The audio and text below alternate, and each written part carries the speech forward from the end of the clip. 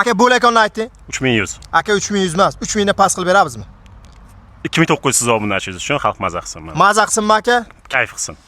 Baraka. Akalar mana savdosini ustida o'zlaringiz bo'laysiz. Yangi rabochi Sparkimiz bugungi sotuvda. 4 ta qo'ychani sotasiz, shundan kelib shu mashinani olib ketasiz. 2900 dotdilar. Akan ko'nglari yana qul sol ko'riladi. Bir nimalar o'tayotgan joyi ham bor dedilar. Bemalol kelib savdo qilib olaverasizlar. Mashinamiz holati yaxshi. Ballonlar ham bir 70-80% atrofida normal yurib turgan mashin. Ichki holatchalarini ham bitta ko'rib o'tinglar. Ichki holati ham normal. Unaqa eski mashinalarga o'xshagan uvada bo'lib ketgani emas. Mashinamizni yoqilg'i turlariga kelayotgan bo'lsak, o'sha siz bilgan bahaybat metan gaz ballonlarda turgan ekan. Ikkita kemer kolonkalari ham bor ekan. Izdachisi men ham sovg'a qilib boraman dedilar. Kelib bemalol o'zlaringiz yana so'rab olasizlar. Aka juda ham saxiy ekanlar. Mashinamiz yiliga kelayotgan bo'lsa 2010-yil. Ko'rib turganlaringizdek savdosini ustida o'zlaringiz turdilar.